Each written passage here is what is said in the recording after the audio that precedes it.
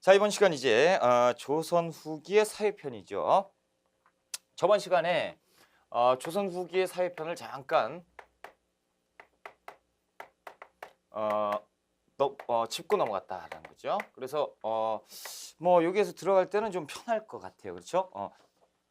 또 모르신 자, 양반에 대해서 제가 저번 시간에 방금 설명을 드렸었어요. 그렇죠? 하기야 뭐 하루 지나가지고 또 공부하신 분들 계시니까. 자, 양반은 분화가 되죠. 어떻게 분화가 되죠? 일단 구향과 신향으로 구분이 돼요. 자, 구향은 세 개, 건반으로 나뉘어지고, 그렇죠? 그리고 향반으로 나뉘어지고, 그리고 몰락 양반, 잔반으로 구분이 되고, 그렇죠? 그리고 나서 신향이, 신향들 같은 경우는 이제 부농층이죠. 그래서 부농들, 그래서 이 구양과 신양이 지금 갈등 관계에 있었다라고까지만 했어요. 그렇죠? 이 설명도 다 드렸잖아요. 그렇죠? 됐다. 자, 그 268쪽 보시면요. 신분제 동요. 동그라미 2번에 보시면 양반층의 분화입니다. 그래서 붕당 정치가 변질돼서 양반 지배층 내부에 갈등이 있었어요. 그래서 권세를 가진 벌열 양반, 권반, 권한 있는 양반, 향촌에서 위세를 유지하는 양반, 향반. 그렇죠? 몰락한 잔반, 잔반. 자, 동그라미 3번의 신분 변동이에요. 그래서 납속책과 공명책이 발행이 되기 때문에 이 신분이 이제 뒤집히는 거죠. 자, 상민과 노비의 수는 감소되고 양반의 수는 증가됐는데 거의 뭐 80%에 육박할 정도로. 그렇죠?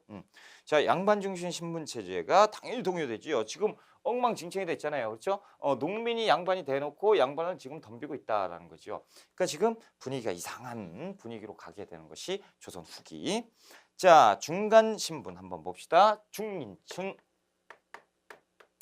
중인층도 할 말이 많아요. 그렇죠? 얘들도 얼마나 할 말이 많겠어요. 왜냐면 자, 농민들도 분화가 됐었잖아요. 그렇죠? 농민들보다 신분이 높은 애들이 중인인데 자, 농민이 뭐가 됐어요? 양반이 됐어요. 엉망진창이죠. 그러면 농민이 내 아래 신분인데 돈 있다고 양반이 돼 버리니까 내가 얘들한테 숙여야 되는, 그러니까 중인들이 화가 나는 거예요. 그렇죠? 그러다 보니까 중인들은 역시 우리는 왜 문관에 응시를 못하게 하느냐, 이런 움직임들이 생기겠죠. 자, 중간계층의 신분 상승 운동입니다. 그래서 성리학적 명분론에 의해서 이들이 이제 불만을 갖게 되지요. 특히나 서울, 동그라미 1번 서울, 기억반, 임진왜란 이후 정부의 차별이 완화되긴 했어요. 그래서 이들에게도 야, 니들도 불만 있으면 뭐 납속책해. 납속하고 그리고 공명첩 사라고 하는 거죠. 근데 돈 있었으면 벌써 샀겠죠. 그렇죠? 돈이 없는데. 자, 봅시다. 니은반 상소운동을 전개를 해요. 그래서 홍공관 같은 청요직, 청요직이라고 하는 것은 예전에 제가 한번 설명을 드렸어요. 조선 전기에서 그 이조전랑직, 그렇죠? 이조전랑직을 거치게 되면 고급 그 관원으로 승차가 팍팍팍 된다고 했죠. 그 직종을 그 청요직이라고 해요. 자, 이 그 책에서 다시 보면 청요직의 진출을 허용해 달라라고 하는 거죠. 그래서 주인들이 점차적으로, 특히나 서인들이 점차적으로 우리의 그 신분을 막지 마라, 뭐 이렇게 되는 거죠. 그래서 관직 진출에 대한 제한을 좀 풀어달라, 이런 요구들이 이제 들고 일어나게 되는 거예요. 상소운동. 하지만 이제 잘 안 되죠. 자, 영정조 때 등용이 확대되는데 이 정조 때요, 우리가 잘 아는 것처럼 규장과 검서관에 등용을 하시죠. 등용을 시켜버린다라는 거죠. 누구? 설. 자, 설 됐다라는 거죠. 자, 그리고 됐습니다. 그리고 하나만 더 적어놓자라는 거예요. 여기에서 철종대를 하나 적어놓자. 아이고, 분필 먹었어요. 자, 분필 먹었어요. 여러분들이 제가 이제 강의하다가 콜록콜록 하면 웃긴다, 웃을 일이에요. 지금 여러분 합격시켜드리겠다고 하다가 분필 먹고 막 그러는데 고생하고 있는 거예요. 여러분들도 화이팅 하십시오. 그렇죠? 자, 철종 때 신해어통을 해요. 예전에 이런 얘기를 하면 막 댓글이, 그렇죠? 아이고 고생하시네요 막 그러면서, 아이고 저도 힘낼게요 막 그러면서, 그러면 저야 뭐 그렇죠, 더없이 좋지요. 여러분들과 소통. 자, 신해어통인데 이게 뭐냐면 문과급제자, 문과 문과급제에 차별이 있었단 말이죠. 누가? 서울. 요것들 요런 것들 좀 허용해 달라. 신의 허통이잖아요. 그러니까 이때 급제 차별, 서울 차별을 폐지했다라는 거죠. 서울 제도를 폐지한 게 아니고 여기에 대한 차별을 서울에게 풀어줬다. 그래서 신의 연에 통해줬다. 허통이라고 하는 거예요. 자, 기술직 한번 볼게요. 기술직, 기술관. 자, 전문직 지식과 실무 능력을 바탕으로 사회적 위상이 상승돼요. 그리고 그 역관들 있죠. 특히나 역관들이 부를 축적하기 시작해요.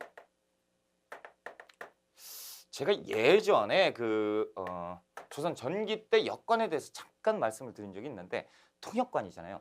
통역관이면 지금으로 따지면 외교관이에요. 그러다 보니까 이 외국말도 잘하고 그러니까 외국 가서 논단 말이죠. 그래서 가서 봤더니 청나라 애들이 그러니까 우리 입장에서 보면 양반들 있죠. 귀족들, 청나라 귀족들이 채통 없이 상행위하고 있어요. 채통이 없네? 그랬는데 그게 아니죠.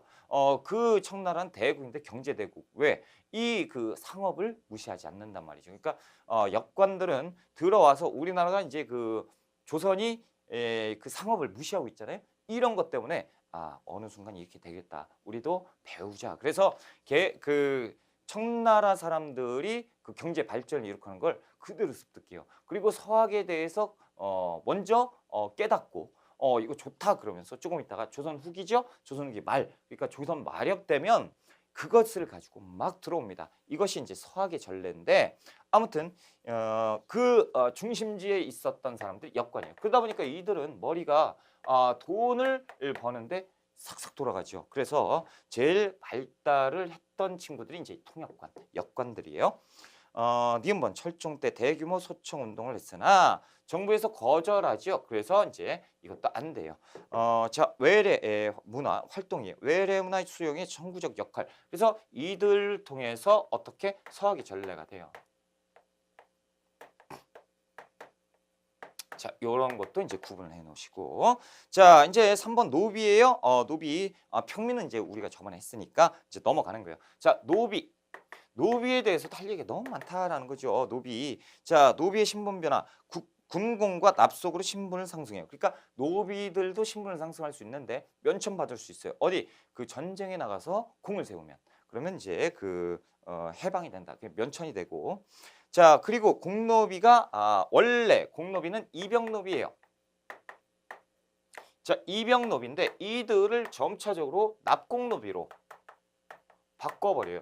야, 그럼 노비를 위한 거네. 왜냐하면 이병노비는 뭡니까? 노동력을 제공하는 노비인데 납공노비는 뭐예요? 노동력 대신 그 신공을 납부하는 거예요. 그러니까 돈을 주면 노동력 제공하지 않아도 되는 것이 납공노비예요. 그러니까 이병노비와 납공노비. 그럼 지금 여기에서 그 정부가 노비를 위한 정책 아니죠. 뭡니까? 얘들을 풀어주면서 뭘 받았어요? 신공을 받잖아. 신공이 뭐예요? 돈이에요. 그러니까 국가 재정이 바닥쳤구나. 그렇죠? 그러면서 점차적으로 노비에 대한 것을 조금씩 풀어주게 돼 있어요. 자, 그 동그라미 2번에 도망 노비의 증가라고 돼 있죠. 그러니까 노비들이 도망하는 노비들이 엄청나게 많았다라는 거죠. 269쪽. 그래서 동그라미 3번에 이제 노비 종목법인데 그 위에다가 좀 노비에 대한 제도를 좀 적어 놓을까요? 노비에 대해서는 좀 말이 그 시험에 잘 나오니까 노비에 대해서 한번 적어 놓자. 자, 고려에서 조선 전기. 자, 노비가 되는 것은 뭡니까? 노비의 수를 증가시키는 일천즉천이었어요. 그러니까 노비의 수가 폭발적으로 증가해요. 자, 그러다 보니까 이때는 몰랐죠. 저 조선 후기에서 납속책 공명첩이 생기면서 어떻게 양반이 늘어나니까 평민 수가 줄어버리는 거예요. 오히려 평민들이 이것 때문에 평민이 될 사람들이 노비가 돼버리잖아요. 그러니까 이거 문제가 생겼다. 그러면서 조선 후기에 변화가 생겨요. 자, 조선 후기에 어떤 변화가 있느냐? 자, 정조 때는 도망 노비. 그러니까 아까 여기에서 노비들이 어떻게 했다? 도망을 쳐요. 도망 노비들이 굉장히 많았어요. 자, 이것이 이제 노비 추세법이 있어요. 노비 추세법은 뭐냐면 도망한 노비를 처벌하는 법이죠. 이걸 폐지시켜요. 요것이 이제 정조 때입니다. 그러니까 도망노비도 그냥 냅둬라라는 거죠. 자, 영조 때, 그러니까 영조 때는 우리가 공부를 했죠. 노비 종모법을 시행합니다. 그러니까 이 신부는 어떻게 어머니의 신부를 따르는 거죠. 그러다 보니까 아무래도 이때부터 노비의 수가 감소하게 되죠. 그러면 이건 뭐야? 국가재정 확보책이죠. 그렇죠? 자, 순조 때. 순조 때 가면 공노비를 해방시킵니다. 공노비 해방. 공비노? 뭐야 이게 참. 공노비가 해방돼요. 자, 공노비가 해방되는데 보통 한 6만 명 정도, 6만 6천 명 정도를 해방시켜요. 우와, 그러면 노비를 위한 제도가 아니라고요. 그렇죠? 그만큼 그 국가에서 6만 6천 명 노비에서 그 평민을 만들어줬으니까 얘들 보러 돈을 내라라는 거잖아. 그렇죠? 그러니까 지금 어때요? 국가 재정이 바닥이 쳤구나. 그렇죠? 그래서 국가 재정을 확보하는 국가 재정 확보책이었다라는 거죠. 이렇게 되는 거예요. 자, 그리고 고종 때는 노비세습을 하는 노비세습법, 노비세습제를 금지시켜요. 노비를 세습하지 못하게 한다라는 거죠. 그리고 갑오개혁 때 공노비 있어요? 없죠. 그래서 이때 남아있는 산업이 요거 없어지는 거죠. 그래서 평등 사회로 진출하게 되는 것이 이제 갑오개혁. 그래서 이 노비에 대한 것은 요것만 알고 계시면 다 풀 수가 있다는. 이렇게 하나 적어 놓으세요. 그렇죠? 점차적으로 노비의 수를 늘려주고 있죠. 그러니까 여기에서 착각하시면 안 되는 게 공노비 해방이니까 노비가 끝났네. 그게 아니에요. 산업이가 남아 있잖아. 그렇죠?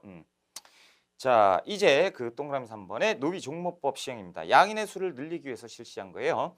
자, 그것은 이제 그 이퀄 해놓으면 뭐예요? 그 국가재정 확보죠.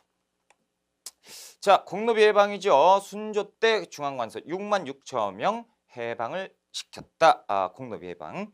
자, 양가로 4번에 이제 가족제도의 변화와 혼인정책. 그러니까 이제 이제 조선 후기에서 가족제도를 한번 봐보자. 그러면 우리가 고려 시대 때 공부했었던 뭡니까?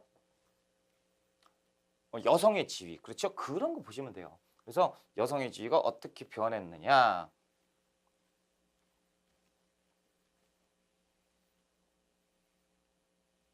자, 한번 봅시다. 자, 가족제도예요. 자, 조선 전기에서 후기로 넘어갈 때 뭐가? 예학과 보학이 발달하죠. 예학과 보학이 발달을 하면서 점차적으로 어떻게 간다? 가부장적 사회로 간다. 자, 요렇게 되는 거 우리가 다 알고 있는데 어떻게 변하느냐 보자. 자, 동그라미 1번 배경 16세기 사림이 집권을 합니다. 그래서 성리학적 종법 질서가 확산되었다. 그래서 적자, 서자, 그리고 그 상속 제도에서 남녀, 그렇죠? 그리고 남자 상속 위주에서 아들 중에서도 장자 상속, 그렇죠? 이런 쪽으로 가는 거죠. 자, 동그라미 2번의 변화 과정이에요. 그래서 기억번 조선 중기까지 부계와 모계에도 영향을 주었는데 17세기 이후에 부계 중심의 가족 제도로 가게 되는 거죠. 그래서 예학과 발달을 하면서 가부장적 사회로 가게 된다라는 거죠. 자, 조선 중기까지, 그래서 조선 후기. 자, 범위에서 보면 부계 플러스 모계에서 부계로 가죠. 그렇죠? 남성 중심의 사회로 가는 거예요. 자, 혼인은 남기, 여가, 혼. 이것은 이제 처가에 가서 들어가서 사는 건데 이제 친형제도예요. 자, 친형제도라고 하는 것은 여러 제도, 그러니까 여러 방법이 있는데 이제 여러분들에게 이해를 쉽게 제가 해드리려면 그요 남자하고 여자고 그 여자 집에서 결혼을 해요. 결혼한 다음에 그 가마 타고 바로 옵니다. 그래서 시집에서 가서 시집살이를 하는 거예요. 남자 집에서. 이게 친형제도예요. 그래 조선 후기에 가면 친형제도가 보편화돼요. 상속은 이제 조선 중기에서 대를 잇는 자식에게 5분의 1을 줬어요. 이것도 체크를 하세요. 이거 시험 문제 잘 나왔어요. 자, 그 조선 후기에 가면 장자 상속제요. 그래서 장자가 우대되는 장자 우대. 자, 제사는 자녀가 돌아가면서 이렇게 했는데 그 장자가 지내죠. 역시. 그리고 요거 하나. 조선 중기에서 자녀가 돌아가면서 이렇게 됐잖아요. 그 아래에서 볼게요. 가계 계승. 아들이 없는 집, 딸이 외손이 계승. 요거 하나만 제가 정리를 해드릴게요. 자, 조선 중기에 에서 후기로 가잖아요. 이때 뭐 양자가 있어요. 양자. 자, 양자를 들이는 건 일반화가 돼요. 그런데 이 조선 중기, 그러니까 조선 전기라고 할까요?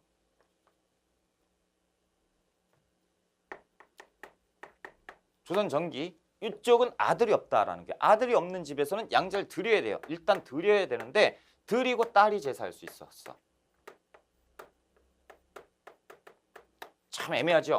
양자를 들여놓고 딸이 제사할 수 있었던 때가 조선 전기예요. 근데 이제 조선 후기에는 아예 양자가 다 해야 돼요. 그러니까 딸이 제사할 수 없었다라는 거예요. 이 양자에 대해서는 조금 애매해서 제가 한번 적어드린 거예요. 이게 이제 시험에 이런 식으로 나와요. 양자를 드렸고 양자를 드리고 나서 딸이 제사 지낼 수 있었다. 그러면 조선 전기.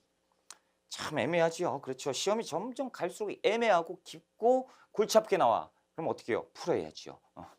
풀고 따져라라는 것이. 자, 조선 후기의 가계 계승. 그래서 아들이 없는 집은 양자를 드리는 것이 일반화가 되었다라는 거죠. 자, 조선 후기에 보면 동성마을을 만듭니다. 이건 이제 네모 쳐놓고.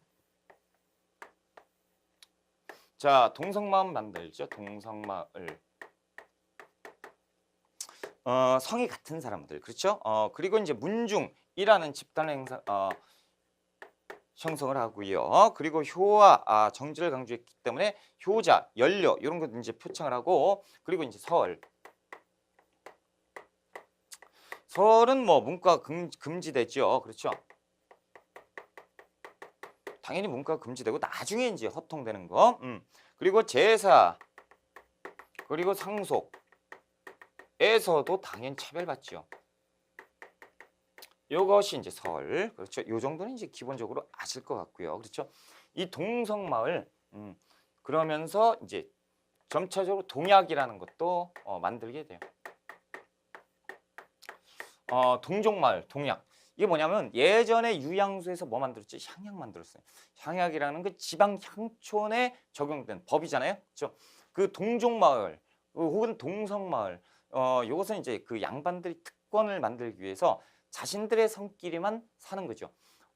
그 동본, 동선 동본 이런 거 공부했잖아요, 그렇죠? 그래서 성씨, 그래서 성이 같은 사람들, 집안에 그 어디 이씨, 어디 박씨 이런 사람들이 이제 모여 사는 건데, 그렇게 이제 마을을 형성을 해요. 왜냐하면 이 예전에 이제 반촌이라는 거 있잖아. 반촌, 민촌이 있었죠. 예전엔 뭐가 커요? 민촌이 커요. 양반은 쪼만큼, 그렇죠? 왜? 4%밖에 안 되니까. 근데 이제 바뀌었죠. 그러다 보니까 이 민촌과 반촌의 개념이 없어졌어. 모두 다 민촌이에요. 그렇죠? 왜냐면 얘들이 양반이 되어버렸잖아요. 그러니까 모두가 반촌이 되는 거지. 근데 이 반촌이 원래 양반이었는데 얘들이 신양이란 말이죠. 얘들 구분하려고 봤더니 이 방법이 있구나. 야, 니들은 원래 그 어디 본관 이런 거 없지? 이렇게 되는 거지. 우리는 원래 있지. 그러면서 이렇게 만드는 거야. 동성마을 이런 것들. 그러면서 이들끼리 자신들끼리 지켜야 되는 약속을 만들어요. 그러니까 자신들의 특권을 유지하기 위한 제도 중에 하나죠. 이런 것들. 신앙들은 그러든가 말든가 우리는 향약 그냥 할 거야. 뭐 이렇게 되는 거죠.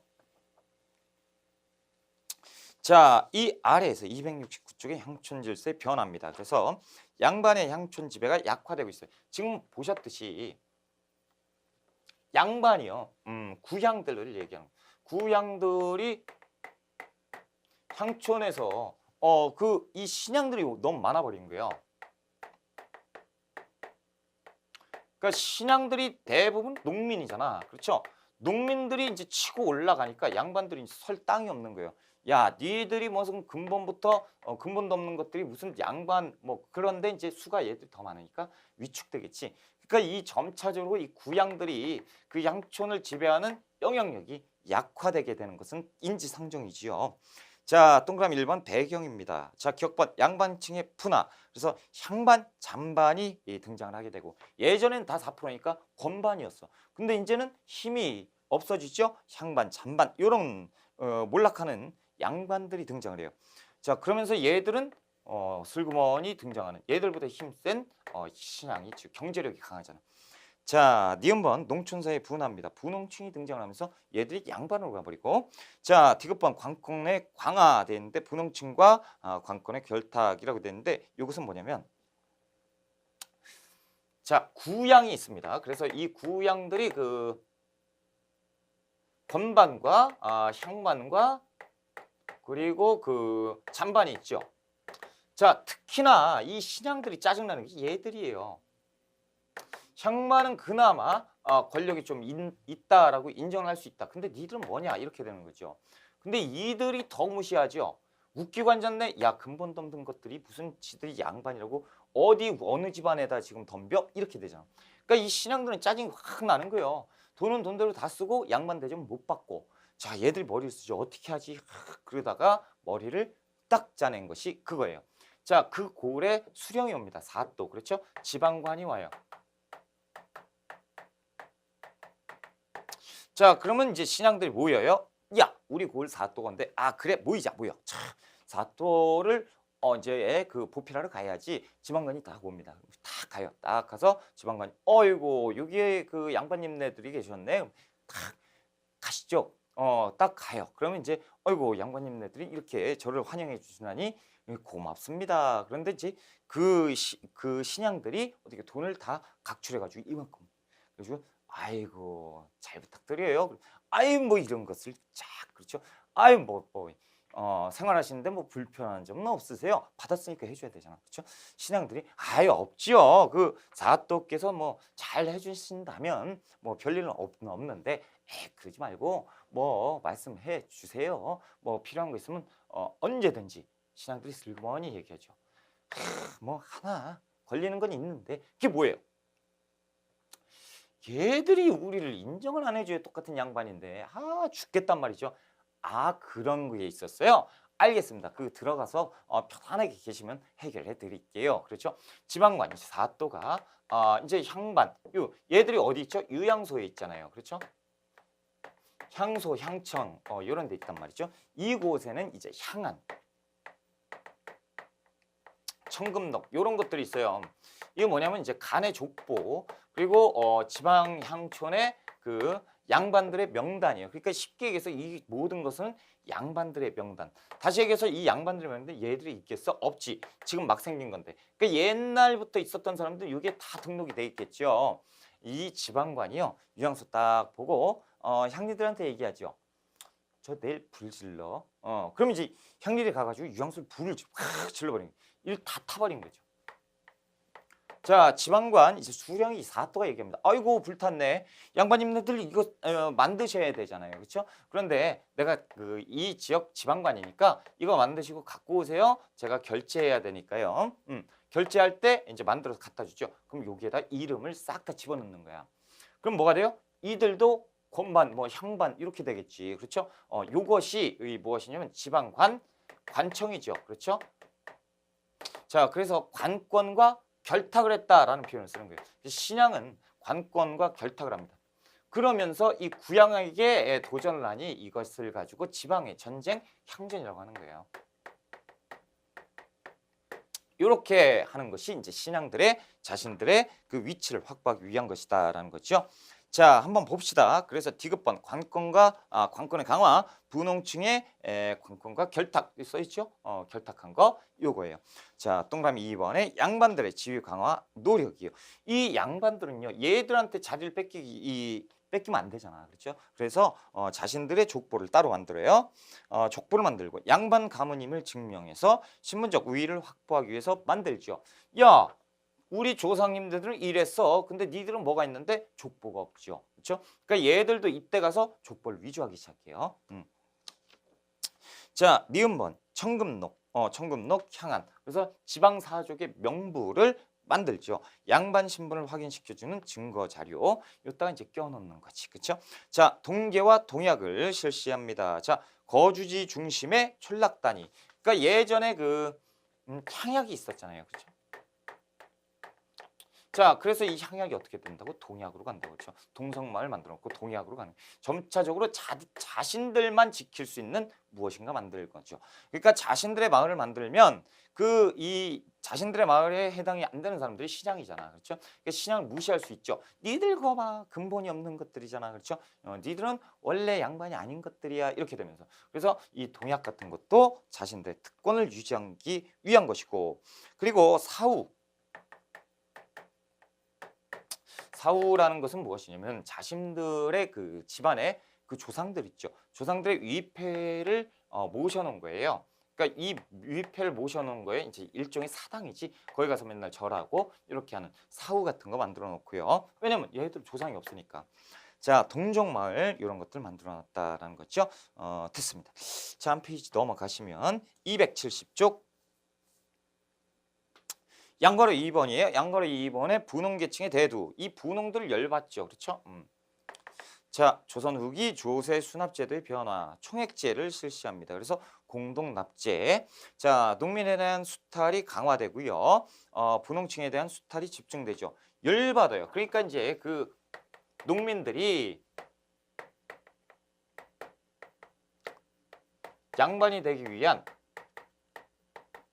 노력을 하죠. 이것을 가지고 농민들의 양반화의 원인이라고 한번 제목을 붙여볼까요? 한 몇 가지가 있는데 첫 번째는 뭐냐면 대대로 군역을 면제받아요. 그러니까 서로 양반이 되기 위한 그 돈을 만들게 되는 거죠. 두 번째는 이제 그 수탈을 회피할 수 있다라는 거죠. 아니 내가 양반인데 누가 누굴 수탈해요, 그렇죠? 자, 세 번째 경제 활동에서 편의를 제공받을 수 있다라는 거죠. 자, 아까도 잠깐 역관에 대해서 말씀드렸는데 역관들이 그 청나라에 가지고 봤는데 귀족들이 돈을 벌고 있단 말이죠. 근데 우리나라에서 양반들이 돈을 벌고 있으면 무시당해요. 그렇죠? 그런데 무시당하는 건 무시당하는 것이고 자, 내가 양반인데 내가 상업에 종사한다고 해서 누가 나한테 손가락질 할 거야? 못하죠. 그러니까 경제활동에서 각종 편의를 제공받을 수 있었고 그리고 지방에서 자신들의 영향력을 행사할 수 있다는 거죠. 이건 무슨 얘기냐? 보세요. 여기 유양수에서 뭐 만들죠? 향약 만들잖아요. 자, 이들이 이제 요걸 수정을 해가지고 요것을 조작을 해가지고 유양수에 들어갔단 말이죠. 그럼 얘들이 양반이니까 뭐 만들어요? 향약을 만들죠. 그러니까 얘들이 지방에서 향약을 만드는 거예요. 그러니까 자신들의 그 어느 정도의 영향력을 행사할 수가 있죠. 그 얼마나 좋아요. 여러 가지 다 좋으니까 있는 돈 없는 돈 다 털어가지고 양반이 되는 거예요. 자, 동그라미 2번에 요거는 좀 써놓는 게 좋겠죠. 동그라미 2번 보시면 그 분홍층의 신분상승 노력입니다. 그러니까 분홍들이 양반이 되려고 하는 거죠. 납속과 향직 빼매. 그래서 신향, 새로운 양반이 되니 신향입니다.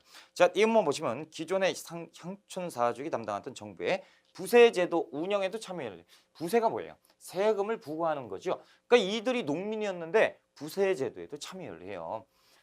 오히려 얘들이 참여해가지고 수탈을 더하는 경우도 있고 그렇죠. 자, 그 동그라미 3번의 향전인데 향전은 뭔지 아까 보셨죠? 그래서 그 기존에 있는 그 구향들에게 신향이 도전을 하는 것을 향전이라고 하죠. 자, 향전 배경 분홍층의 향촌 지배권의 도전이죠. 그래서 사족과 그러니까 구향과 향촌에 대한 주도권을 다툰 것이 향전이다. 과정 분홍층은 정부의 부세제도의 운영에 적극 참여해서 어떻게 했다? 이것이 관건과 결탁했다라는 내용이잖아요. 됐습니다. 자, 향안에 참여해서 향회도 장악을 했고 향회라는 것은 유양소의 그 동호회예요. 그래서 이들끼리 또 무엇을 하는 것? 자, 디귿번 결과 사족의 향촌 지배력이 약화되고요. 그리고 수령과 향리의 권한이 강화됩니다. 이거 언제예요? 정조 때. 그렇죠? 강화시켜주죠. 그러다 보니까 이들을 견제할 수 있는 세력이 없어. 그래서 수령이 절대권을 행사할 때 아이고 양반님 네들 아이고 뭐 이런 걸 그렇죠? 이렇게 되는 거예요. 동그라미 4번의 향촌사의 변화. 기억반 향회의 기능이 약화되고 있다. 향회라는 것이 이제 부세 그러니까 세금을 부과하는 이런 것들을 이제 담당했던 향회인데 지금 이제 수령권이 절대화되면서 이들은 수령의 자문 역할을 할 수밖에 없어요. 그러니까 수령이 이것 좀 어떻게 만들어 볼까? 예, 저희가 만들죠. 이렇게 거꾸로 돼버린 거죠. 자, 니은번 분홍층과 관권이 결탁해서 향회를 장악을 했다. 향촌에서 그 사족의 세력이 약화되고 있다. 자, 지금 보시면요. 그 농민들의 생활, 그렇죠? 그리고 양반들의 생활이 많이 바뀌고 있다라는 거죠. 자, 이제 그 270쪽의 그 세 번째 사회 변혁의 움직임을 들어가 보자라는 거죠. 자, 농민들의 한 거, 삼정물래, 뭐. 삼정이 문란하지요. 삼정의 문란이 극에 달했고요, 그렇죠? 그리고 이제 탐관오리 엄청나게 많죠. 탐관오리가 엄청 많고.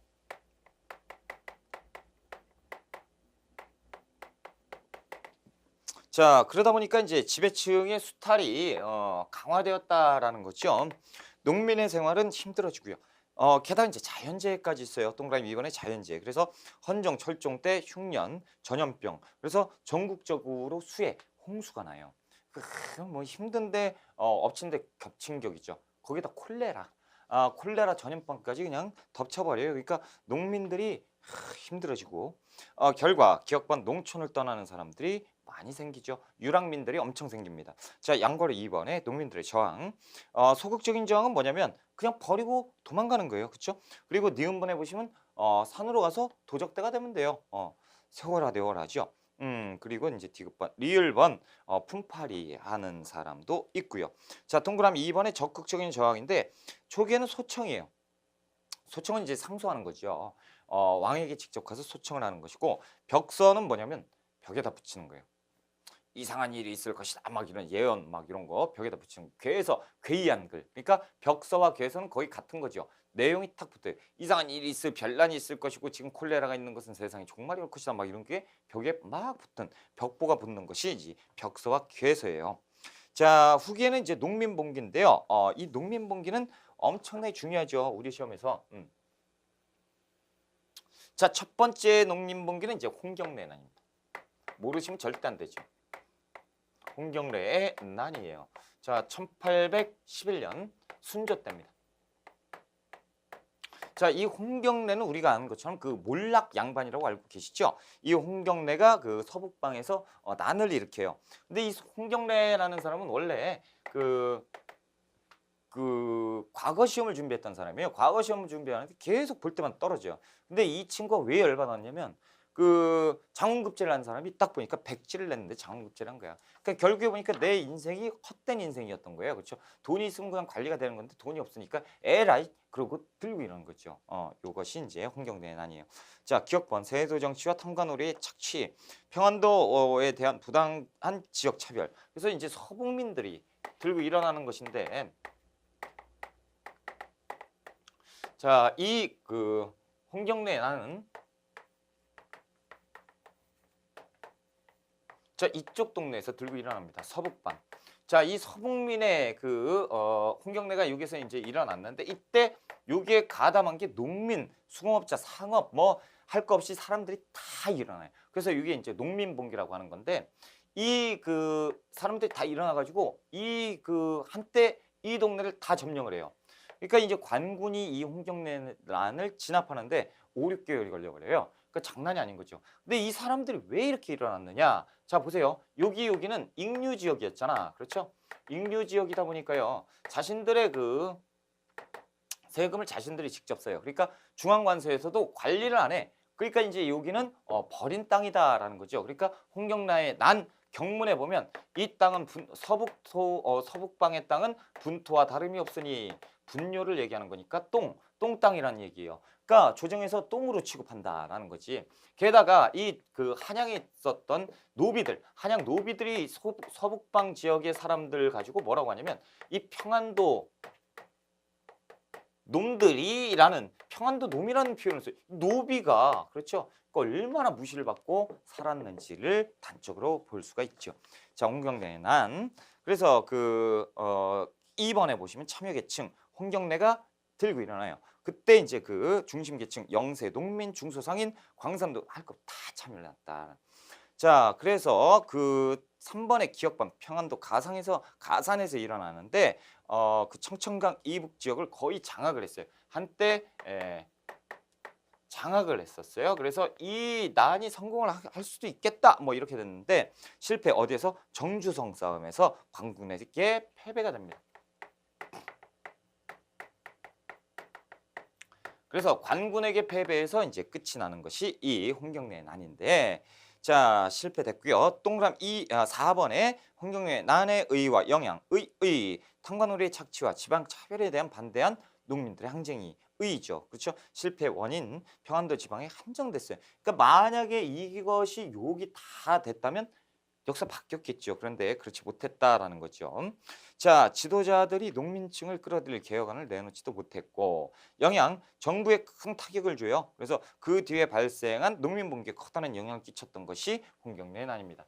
이 일이 있고 나니까 관군 별거 아닌데 이런 움직임이 또 생기면서 에라이 이것도 안 돼, 나도 일어나야지. 그러면서 여기저기서 반란이 일어나게 되는 것이에요. 이것이 이제 홍경래 난. 순조 때 세도 정치잖아요. 그렇죠? 자, 네 번째죠. 임술농민봉기입니다. 이것도 엄청 중요해요.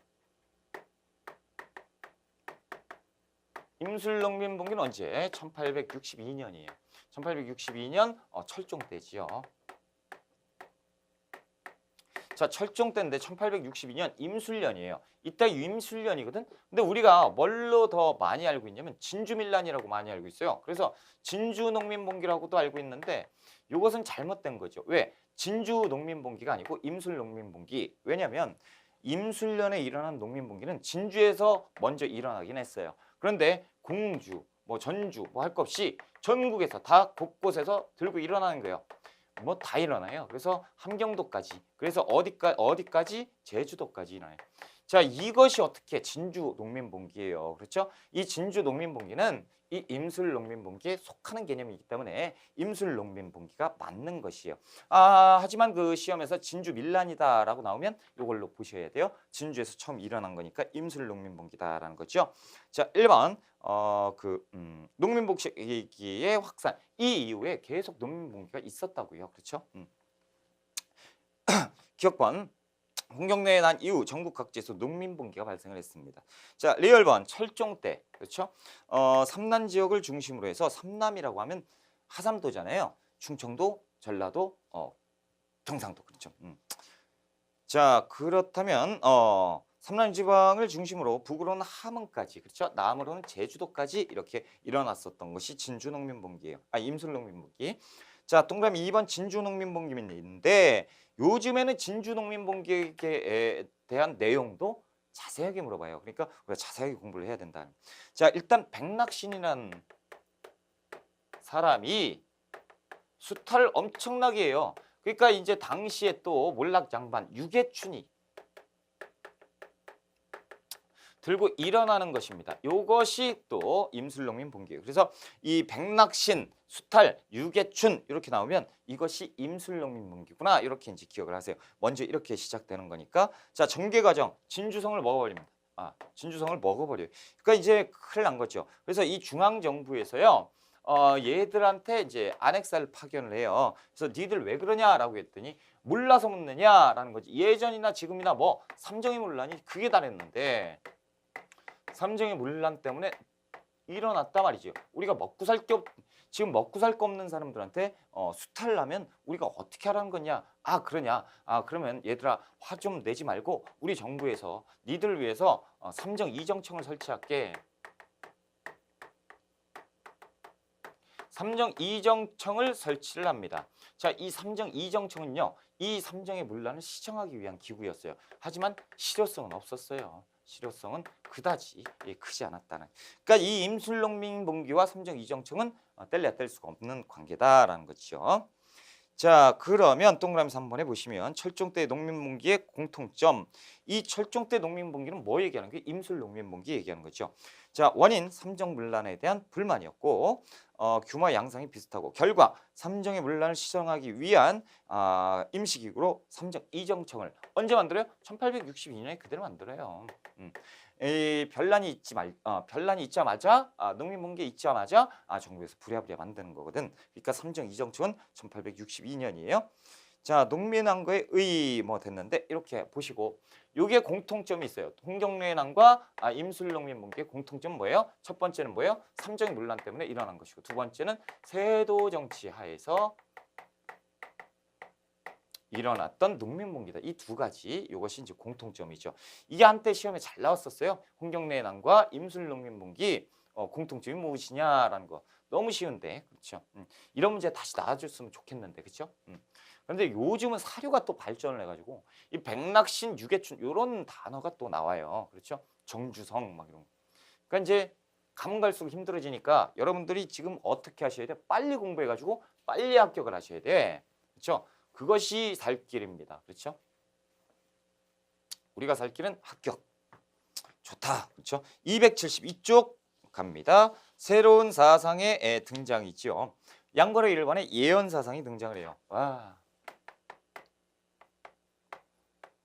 예언 사상, 그리고 이제 비기도 참설, 그리고 이제 정감록 이런 것들. 정시성이 왕이 될 것이다. 뭐 예언, 예전에 이제 종말이 올 것이다. 뭐 이런 거. 비기도참, 뭐 미륵 부처님이 오셔가지고 우리를 구원해 줄 것이다. 뭐 하여튼 사회가 엉망진창이니까 힘들어지는 거예요. 게다가 뭐 그 홍수 나고, 그렇죠? 그리고 또 그 콜레라까지 돌고, 삼정의 문란 그게 다르고, 왕은 애기가 됐고 엉망진창이잖아요. 그러니까 힘들다 이런 거죠. 자, 그리고 여기 뭐가 있냐면. 시간이 조금 있으니까 제가 설명을 드릴게요. 어차피 또 한 번 나오게 돼 있는데, 자, 빠른 속도로 할 테니까 그냥 편하게 보세요. 자, 이 청나라지요. 자, 조선 세도 정치입니다. 자, 이 청나라가요, 조금 이따 저 유럽 애들하고 한판 전쟁을 벌쳐요. 자, 유럽 애들, 특히나 영국 애들이요, 인도를 통해 가지고 청나라에 뭘 매기냐면 아편을 매겨버려요. 그러니까 청나라 애들이 아편에 쪄들어 버립니다.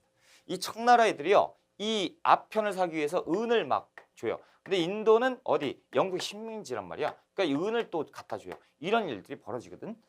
요것이 이제 그래서 청나라의 은이 고갈돼요. 뭐 이런 일들이 있었는데, 이때 이 청나라에서 야, 이거 심각하다. 그래서 왜 이러냐? 그러니까 전 국민이 아편에 쪄들어 있어요. 그러니까 아편은 금지한다라고. 그러니까 이제 밀무역이 성행하잖아요. 그래서 아편이 이제 밀무역으로 이제 들어오는데, 이것을 가지고 가서 아편 다 버리고 불질러 버리고 소각시켜 버렸단 말이지. 이 국기가 영국 국기가 있었어요. 그러니까 영국 애들이 한판 전쟁하자 이렇게 됐지. 여러분들 그거 아시죠? 국기주의. 그게 뭐예요? 기국주의지. 그 깃발이 달린 것은 우리나라 영토예요. 뭐냐면 우리가 배 있죠. 배 타고 태평양을 갑니다. 근데 배에 깃발이, 우리나라 배 깃발이 있으면 그 우리 땅이죠. 그 비행기도요, 우리나라 국기가 있으면 그 비행기 안은 우리나라 영토예요, 그렇죠? 그것이 이제 기국주의인데, 요거 지금 뭐예요? 영국을 쳐버린 거잖아요. 그게 영국이 친 거예요. 그때 이제 프랑스가 같이 와요. 왜 같이 오냐면 이 프랑스도 청나라에 뭘 보내냐면 신부들을 보냈어. 천주교. 근데 이 천주교도 박해했단 말이죠. 그러니까 이제 프랑스도 열받았고 영국도. 그러니까 청나라를 쳐버리는데 청나라 애들이 바로 깨져버려요. 게다가 조금 있다가 이 러시아가 갑자기 커져요. 그래서 러시아가 청나라를 공격하고 그 청나라가 다 깨져요. 그 치는 족족이 다 깨지는데, 이때 그 청나라가 이제 완전 쪼개지죠. 쪼개져서 일부만 청나라고 나머지는 이제 러시아 땅 되고, 뭐 영국 땅 되고, 프랑스 땅 되고, 뭐 독일 땅 되고, 일본 땅 되고 막 그래요. 자, 그리고 좀 이따 일본도 메이주 신 있죠? 미국 놈들이 털어버리고, 러시아는 요 압록강 근처까지 두만강 근처까지 내려와 버리죠. 그러니까 이때 배들이요, 러시아 배가 왔다 갔다 하지, 미국 배가 왔다 갔다 하지, 영국, 독일 배 뭐 이렇게. 이 배들이 지금 우리는 뭐 하죠? 세워라 내워라 뗏목, 그렇죠?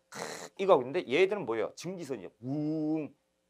증기선이 돌아다니는데 말다 했죠. 그러니까 이때 당시에 우리 세도 정치하에서 농민들은요, 놀래버리는 거예요. 농사 짓다가 저쪽 해안가 바깥쪽을 봤더니 괴물이 돌아다니는, 괴물이 산이 움직여요. 막 그러니까 이거 뭐 종말이 왔다 뭐 이렇게 되는 거죠. 이것이 모양이 다른 배 이양선이 또 출현하는 거야. 이양선이 출현하면서 이것들이 이제 왔다 갔다 돌아다니면서 조선의 이 농민들이 민심이 굉장히 안 좋아지게 되는 거죠. 자, 동그라미 3번에 이제 종류, 기억번 정감록, 정씨가 왕조가 된다. 그렇죠? 니은번 미륵신앙도 있고, 디귿번 후천개벽, 새로운 세상이 열린다. 이런 것들이 이제 들고 일어나게 되는 거예요. 자, 천주교의 전파죠. 자, 천주교는요,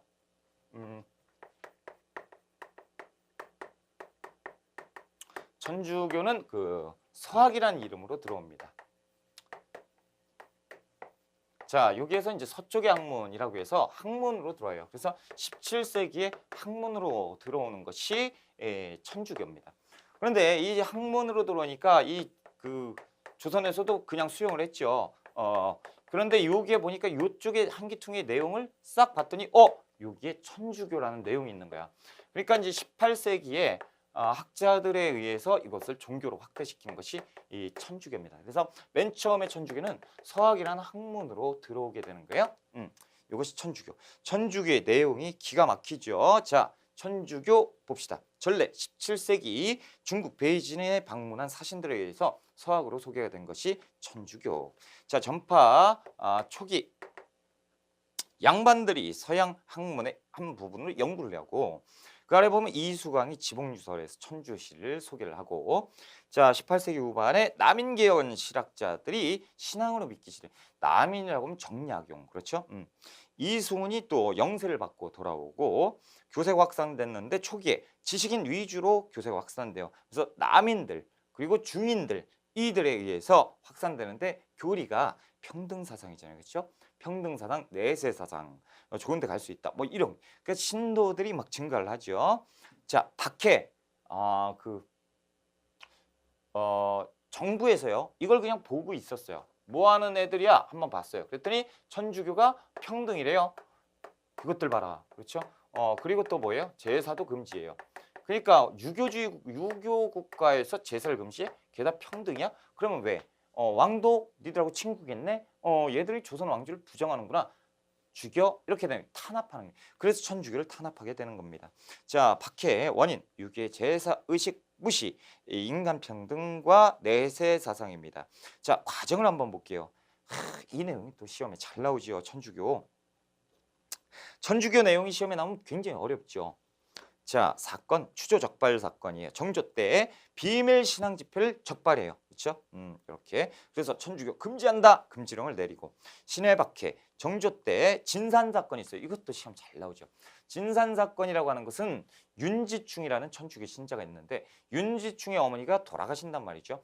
근데 이 윤지충의 어머니의 장례를 어떻게 했다? 모친의 장례 화장장으로 해버렸어요. 그러니까 정부에서 화들짝 놀래는 어디 어머니 사체에다 그렇게 어머니 몸에다 불을 지를 수가 있느냐 저 사악한 것들 죽여야 된다. 그래서 이 정조 때 이걸 가지고 진산 사건이라고 하는데 이 진산에 관련된 윤지충의 그 화장장 관련된 모든 사람들 다 죽이는 것으로 사형으로 마무리 진 것이 신해박해입니다.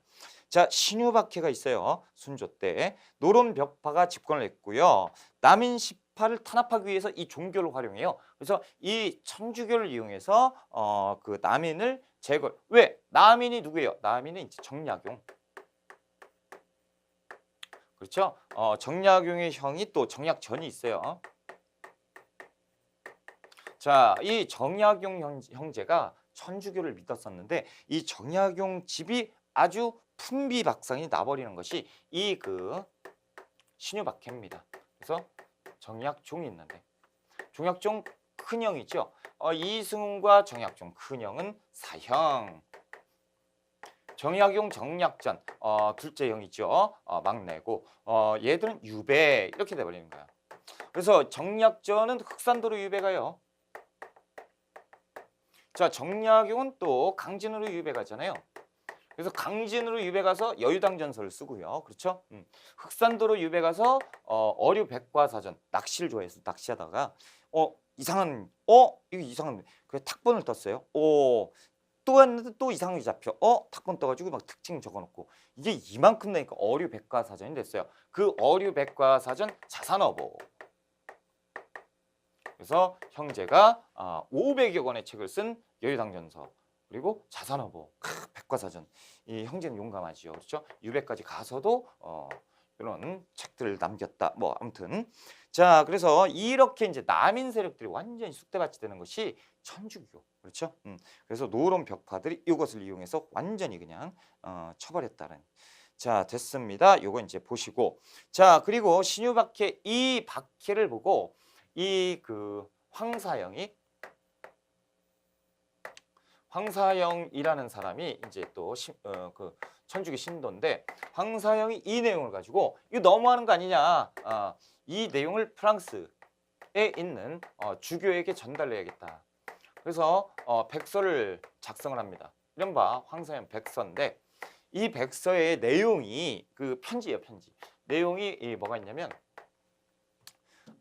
우리나라에서 그 프랑스의 종교인 천주교를 무시하고 있다. 그래서 사람들 막 이렇게 죽이고 있으니 그 프랑스에서 군대를 이끌고 와서 조선을 정벌한 다음에 프랑스를 천주교를 천주교 포교를 도와줘라. 뭐 이런 내용이 있고 여의치 않은다면 그 하나의 그 청나라의 하나의 성으로 편입시켜서 조선을 그래서 천주교 포교를 도와주는 게 어떻냐 이런 내용들이 있었던 것이 황사영 백서예요. 근데 이것이 전달되는 과정에서 적발이 돼버려요. 자, 이렇게 적발돼서 난리가 났던 것이 황사영 백서 사건이에요. 황사영 백서 사건에 대한 내용은 이렇고 요것에 대한 배경은 어디에 있어요? 신유박해. 이렇게 이제 보셔야 돼. 자, 한 페이지 넘어갈게요. 273쪽입니다. 기해박해가 있죠. 그래서 헌종 때 기해박해가 있었는데 시파인 안동김 씨 축출에 이용했던 거예요. 노론벽파 역시 종교를 이용해서 쳐버린 것이고, 자, 그 전국적 규모의 박해였고 그 네 번째 줄이죠. 프랑스 신부 3명과 정하상. 정하상에 대해서는 조금 빼가지고 하나만 적어놓자라는 거죠. 상제상서. 상제상서를 작성을 하는데요. 이 천주교 박해 부당함을 얘기하는 거예요. 그런데 이제 잘 안 됐고. 자, 척사 윤음을 반포를 하는데 이 대왕대비가 척사 윤음을 반포합니다. 이 대왕대비의 결정인데요. 이제 이 척사 윤음은 뭐냐면 사교, 이 그 천주교를 사교로 규정을 하고요. 사교를 배척한다. 자, 이런 내용이에요. 그러니까 이단이다라는 거죠. 사이비 종교다라는 거죠. 이런 것이 이제 척사 윤음이었고 병호박해가 있어요. 그래서 한국인 최초의 신부 김대건이 순교하게 되는 것이죠. 자, 병인박해는 이제 우리가 그 어디입니까? 근현대사 가서 더욱더 자세하게 공부를 할 거고 이때 이제 고종 때 병인박해가 있었다라는 정도만 기억을 좀 해두세요. 자, 여기에서 이렇게 보니까 완전히 이 천주교가 박살이 났죠. 그러다 보니까 이 천주교를 믿었던 사람들 무섭죠. 그리고 그 종교도 정부도 천주교 아주 이를 갈고 있죠. 그러다 보니까 자, 우리나라의 정세에 맞는 종교가 필요하다라는 거죠. 이른바 동학을 만들게 됩니다. 그래서 이 어디서 서학이잖아. 서학에 반대한다라는 뜻에서 동학을 만드니 이것이 이제 1860년에 만드는 것이죠. 누가? 최재우가 동학이라는 걸 만듭니다. 그래서 유불선의 내용을 도교 요것을 다 통합하고 여기에 대해서 또 민간신앙까지 규합을 하는 것이 요것이 이제 동학의 교리지요. 그러다 보니까 이제 민간신앙 그러면 이제 제사도 동학은 지내요. 제사도 지내다 보니까 정부에서 괜찮네 한번 두고 보자라고 이렇게 되는 거죠. 자, 양고로 3번의 동그라미 1번 배경 기업권 세도 정치로 인한 사회 혼란과 민심 불안 그리고 니은번 천주교에 대한 경계심. 자, 창시자는 누구예요? 몰락 양반 최재우예요. 그래서 1860년에 창시를 했고 자, 유불선의 내용이 민간신앙까지 된 건데 동그라미 3번이 문제죠. 기억번 시천주예요. 시천주 그리고 인내천이에요. 자, 이것을 잘 보죠. 시천주는 이제 하늘에 그 한 울림이 있다라는 거죠. 신이 따로 있고 인내천 사람이 곧 하늘이다라는 거죠. 이 내용은 평등을 얘기를 한 거죠. 평등 사상이 또 등장을 해버린 거지. 얘들이 이제 두드러 맞은 것이 평등 때문인데 얘들도 평등을 만들었다라는 거죠. 자, 후천개벽 그래서 조선 왕조 이게 지금 멸망하게 됐다라는 거죠. 이건 이제 무너지는 것이 순식간이다라는 거. 조선 왕조 부정 그래서 반봉건 지금 이 조선은 무너질래도 부패해서 무너질 때 이제 머지않았다 이런 내용이죠. 교세 확장과 정부의 탄압. 그러니까 이제 정부에서 얘들도 정신 나갔네 탄압해 이렇게 되는 거죠. 그래서 동학을 탄압하게 되는데 자, 이 혹세무민 자, 그 착한 백성들을 현혹한다라는 뜻이에요. 혹세무민. 그래서 이 교주 최재우를 이 사이비 종교 교주로 해서 처형을 해버립니다. 이것이 이제 뭡니까? 동학의 그 탄압이에요. 자, 지금 기억번 동학 교세 확장, 탄압, 세상을 어지럽고 백성을 속이는 혹세무민, 이런 내용으로 교조 최재우를 그 사형에 처해버리는 것이 1864년에 있었어요. 요것이 이제 동학의 탄압이고, 이렇게 되면 이제 끝나느냐? 그게 아니고 이대 교주가 있어요. 이대 교주 최시형이 등장을 합니다. 최시형. 자, 이 최시형은요, 그 용담유사 그리고 동경대전. 자, 보세요. 경전이잖아. 그렇죠? 이 동학의 경전과 그 일종의 찬송가예요. 노래 부르는 막 그런 거 있죠. 이렇게 해서 용담유사와 동경대전을 만들어서 교단을 만들려고 했어요. 교단을 정비합니다. 포접제라는 것을 활용을 하는데, 자, 교주가 있어요. 그리고 이제 포가 있어요. 포가 있고, 그리고 대접주가 있고, 접주가 있고. 그래서 포접제 이렇게 해서 이제 이런 형성으로 해가지고 쫙 펼치는 것. 이것이 이제 포접제인데, 어차피 우리가 그 동학농민운동할 때 또 나와요. 아무튼 최시영이 용담유사와 동경대전을 이렇게 하면서 교단을 재정비하고 전파하기 시작했다라는 것이 동학. 자, 이제 274쪽의 그 사료를 한번 보자라는 거죠. 홍경래의 난입니다.